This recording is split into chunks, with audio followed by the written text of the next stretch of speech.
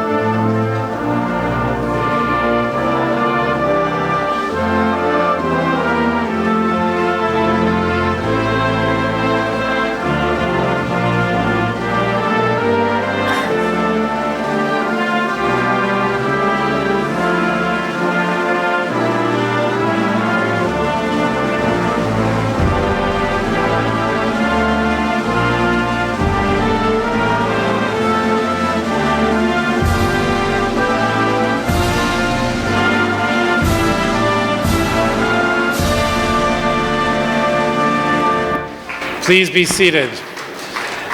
As you know, we are always thrilled to celebrate Maccabi together. And this year, we are focusing on the reunification, 50 years to the reunification of Yerushalayim. It is always important for us that Maccabi should be fun, exciting, energizing, and also a learning experience. And this year, we're focusing on bringing together, bridging the history of Yerushalayim, going back 3,000 years with all of its values, history, Torah, and how that's manifest in reality in the present day Yerushalayim. And it is that we are celebrating over the course of these 2 days. There is no better way, and no way that would make me more proud than we have the opportunity to host the mayor of Yerushalayim. He's been mayor since 2008, Mayor Nir Barkat. And the fact that he is willing and open and available in the middle of everything and the busyness of his schedule to spend time here with us this morning is a testament to his commitment to Am Yisrael around the world. He has agreed to speak with us for about 5 minutes and then an opportunity for just a couple of questions. So faculty, students, you can think now if there's something you would like to ask the mayor. It is my great pleasure to introduce Mayor Nir Barkat. Thank you. Please sit down. Actually, I'm very happy being here. This is, I just met your elementary school minutes ago, and now I'm here. This is my first stop in the United States, this trip. First of all, blessings from Jerusalem.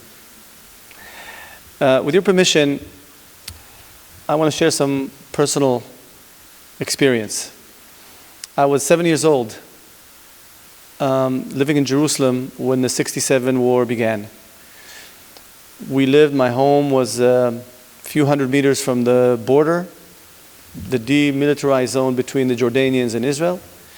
And the war broke out. I remember digging trenches and helping soldiers. We were shelled and bombed. Some of our neighbors were wounded. And then a few days later, I remember Har Habayit B'Yadenu, that famous quote. And as a matter of fact, I saw all the parents and the mature people cry. I couldn't understand how people cried when we won. Years later, I started to realize, when I was a bit more mature, I realized that after 2,000 years, that our capital moved from conqueror to conqueror, we got it back. And we have the opportunity to build it and strengthen it. I remember the paratroopers that I looked at the soldiers when I was a young boy, and I decided to be a paratrooper myself. And indeed, I spent 6 years in the Israeli military as a paratrooper. I was a company commander in the First Lebanese War. And then, when I've done for my home, in the high-tech sector, I decided to give back to my city, and ran for mayor, and this is my 8th year as mayor, because I want to make Jerusalem a better place. I understand the role Jerusalem plays into the future. And to best understand what role Jerusalem plays into the future, allow me to take you back 3,000 years. When our great-great-great-grandparents came back from hundreds of years of slavery from Egypt to the land of Israel, each of the 12 tribes had a piece of land where they lived and had their skills and way of life, except the special holy city of Jerusalem that was not given to a specific tribe. It belonged to all people.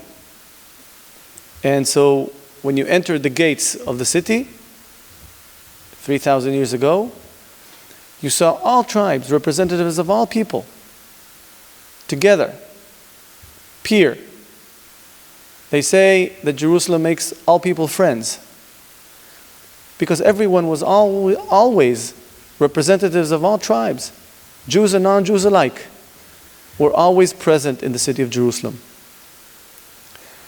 And that's how the togetherness, the inclusiveness. In many ways, Jerusalem is the foundation of modern democracy the way we know it today, where people could be so different, but when you enter the city, there's no hosts, there's no guests, there's everyone together.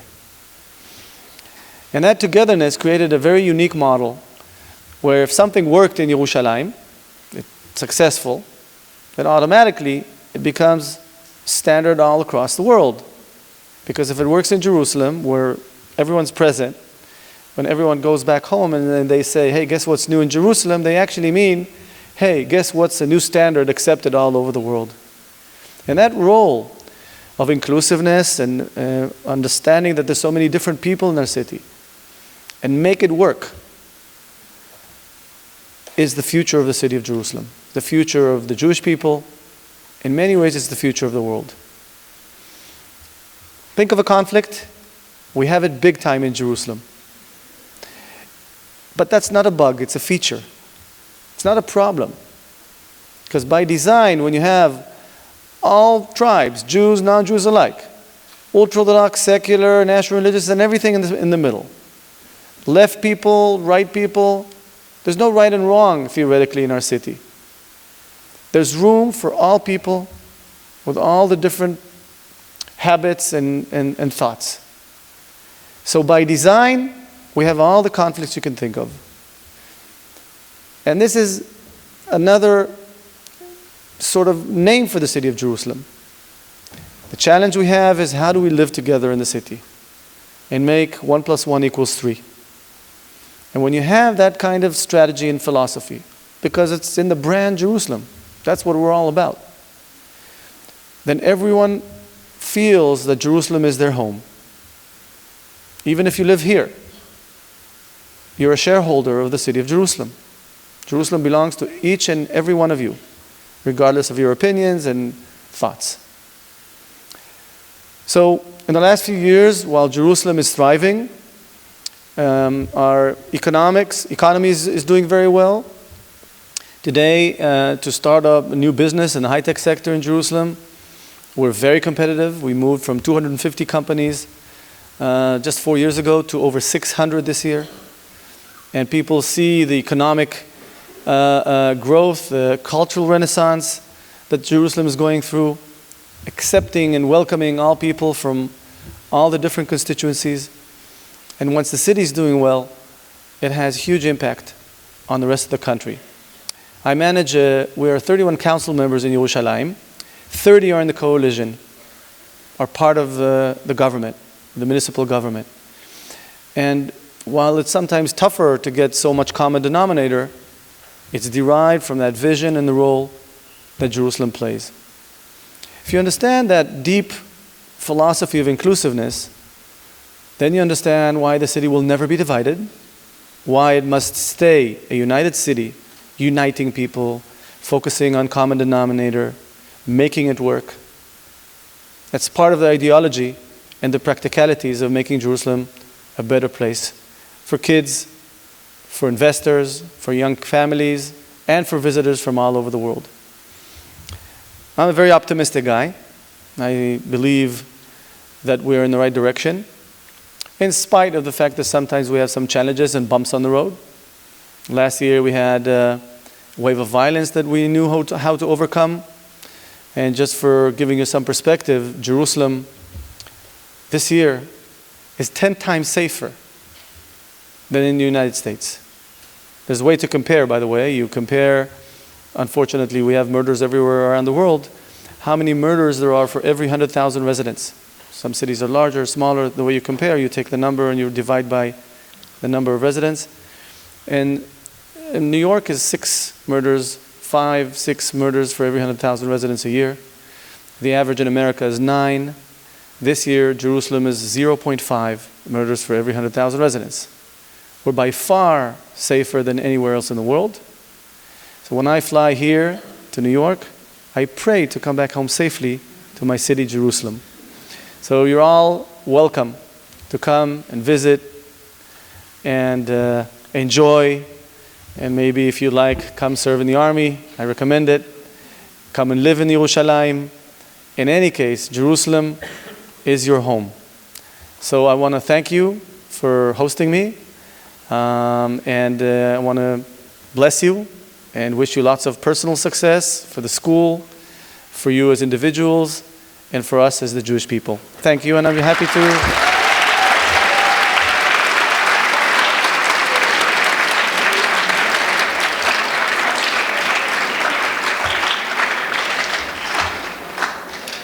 Anyone has a question? Questions, please. Yeah. Question.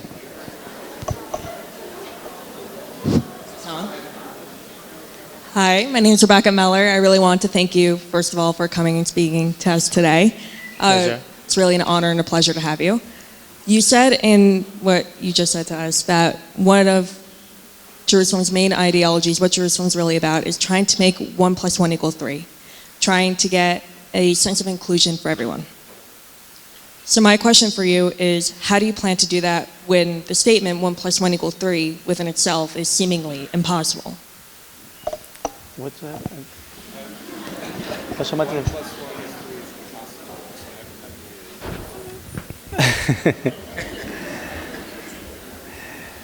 It is possible. It is possible, and you should be aware that not everything is zero-sum game. There are people that think that there's a pie, and the question is, how can you divide it? Well, if the pie is shrinking relative to the growth of the population, then people tend to fight. And fighting for the pieces of the pie creates winners and losers. And unfortunately, we also suffered for being in that mode for a while. But the point is, if you know how to expand the pie and dish out additional elements, it's not zero-sum game, then you start create relationship between the different constituencies. And then what happens is, it's not about the cake you have, it's about the growth and the prospects that you can create. And that is when 1 + 1 = 3. When you fight one against the 1, 1 + 1 = 1. If you're one against the other. But if you know how to align interest and move on, then the philosophy is that everyone wins and everyone gains. You learn that very well in the high-tech sector, which I come from. I spent 15 years doing business in North America. And so what you learn is, rather than fighting with your competition, co-opetition, if you know how to join forces with people, you increase and expand markets rather than fight over them. And so the biggest challenge we have is how to make sure, especially between the Jews, that fighting together makes us more vulnerable, and working together makes us much stronger. And we focus on growth rather than on the internal differences. So when you understand that option, these are two quite extreme options and many, many things in the middle, the more people cooperate, the less they fight, the more we increase the pie, and everyone wins. Hopefully I explained the math in it.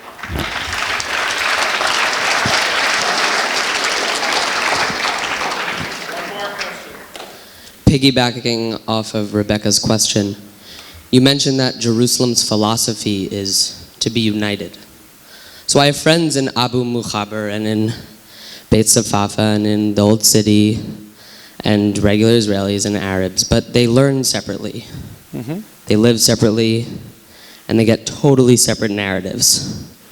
How can Jerusalem and you in practical policy fulfill that idea of unity in the form of practical policy?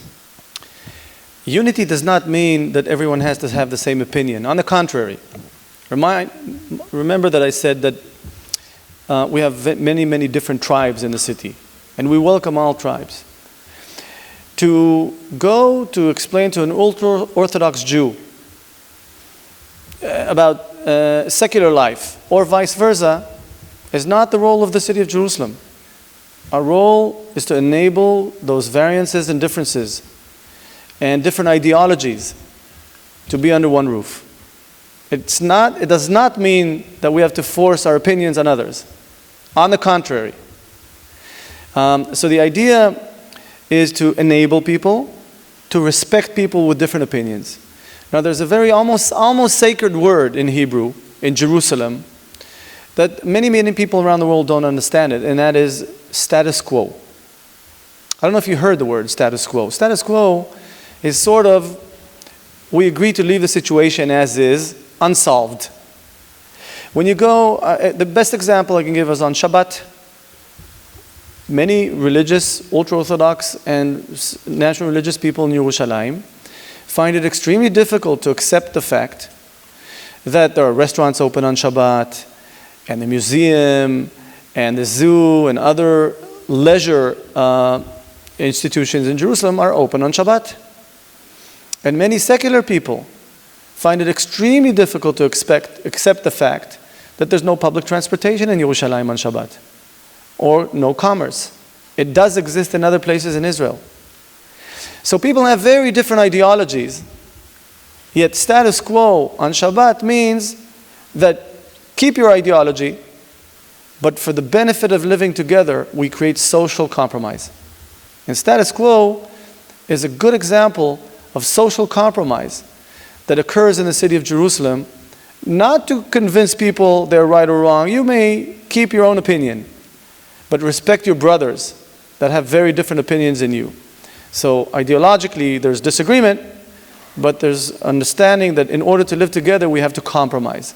It doesn't make it too much logics. If you ask yourself, an ultra-Orthodox or secular, what's the logics in this kind of status quo? Doesn't make any sense. But everyone wants to change it in a different direction. So you accept that it's not perfect, but for the benefit of working together and living together, we need to make social compromise. And this is sort of, our city, Jerusalem, needs to maintain those different ideologies, but also to better respect people with different constituencies. Okay?